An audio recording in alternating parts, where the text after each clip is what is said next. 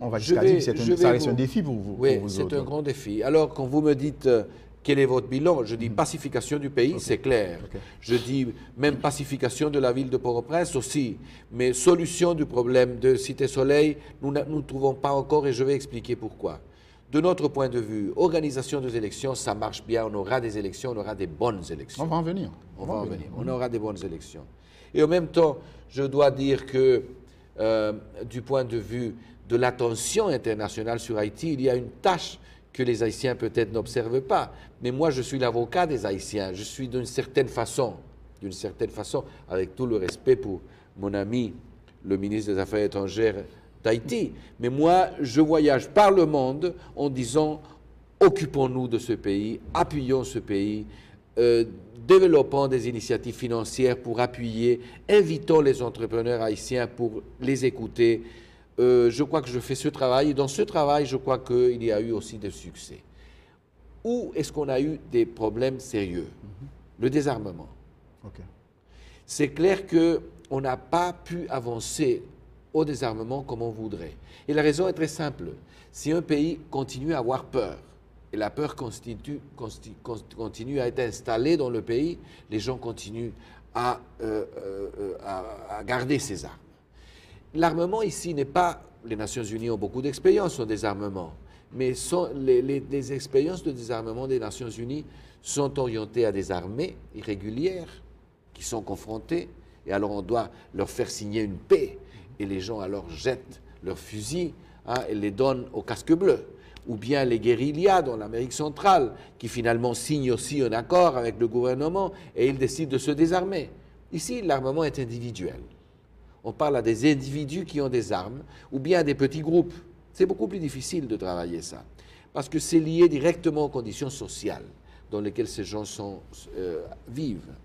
Je crois que, avec ça, je ne dis pas qu'on a échoué, parce que la réaction immédiate, c'est de dire « Ah, vous avez échoué ». Non, non, non, parce qu'on ne peut pas travailler avec les Haïtiens dans une période très courte pour résoudre les problèmes d'Haïti. Les problèmes d'Haïti sont profonds.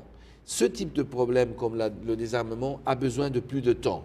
Et alors je dis, dans 1 année et demie, on ne peut pas résoudre ce type de problème d'une façon définitive. Donc, on comprend et maintenant, nous allons devoir prendre une pause. Et je rappelle aux téléspectateurs que nous recevons ce soir sur le plateau, sur le podium, l'ambassadeur Juan Gabriel Valdés, représentant de M. Kofi Annan. Ça fait déjà 1 an et demi qu'il est dans nos murs, qu'il est dans le pays. Et bon, comme vous suivez le débat là maintenant, il semble que la tâche n'est pas aussi facile qu'on le croit. Nous allons prendre une pause. À tout de suite.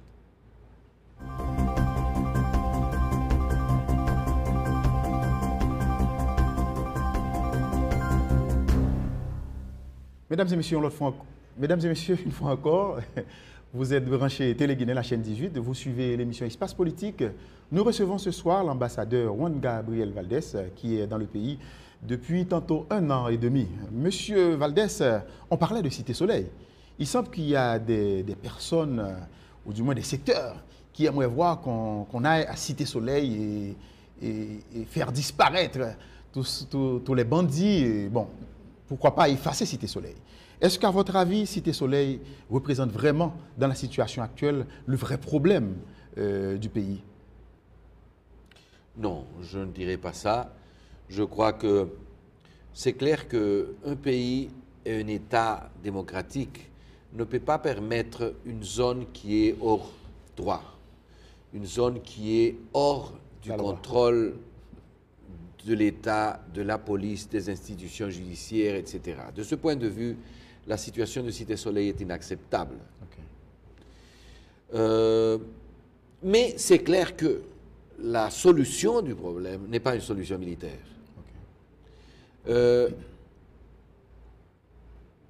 Cité Soleil n'est pas un champ de bataille, ne devrait pas être un champ de bataille.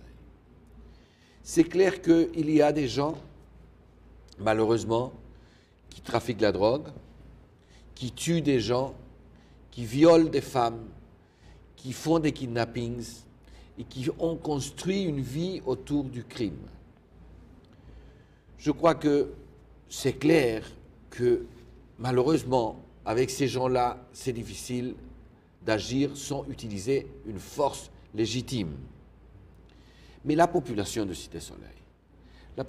Cité-Soleil doit être aidée, assistée par un gouvernement qui puisse lui donner de l'eau, des services sociaux élémentaires, des services médicaux.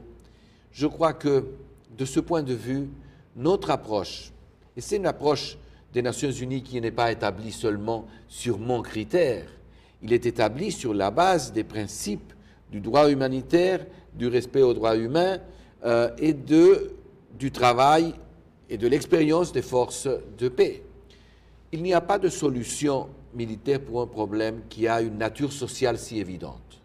Je veux répéter, parce que quelquefois je suis mal interprété sur cette question.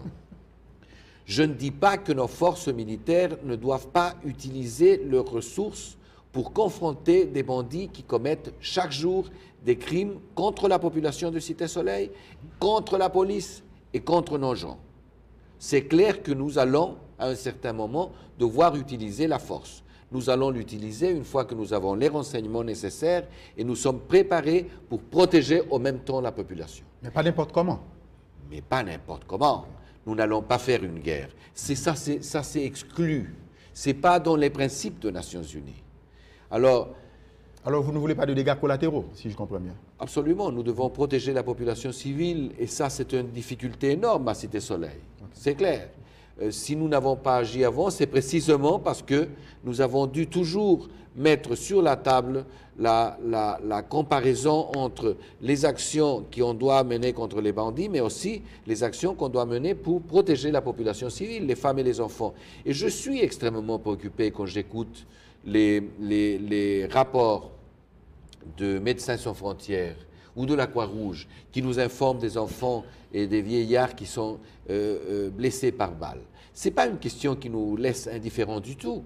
Je voudrais contrôler cette situation, mais en même temps, je dois regarder comment un policier canadien, 3 soldats jordaniens, 2 soldats philippins ont été tués à Cité-Soleil par des gangsters qui montent sur les toits et tirent sur nos troupes sans aucune provocation. Alors je crois qu'il y a une mesure là qu'on doit nous permettre d'étudier et d'agir sur la question avec toute prudence et avec une grande capacité de réflexion et de participation des Haïtiens. Je répète, Cité-Soleil n'a pas une solution militaire. Cité-Soleil a une solution dans laquelle les forces et la présence des forces des Nations Unies et un État et un gouvernement doivent agir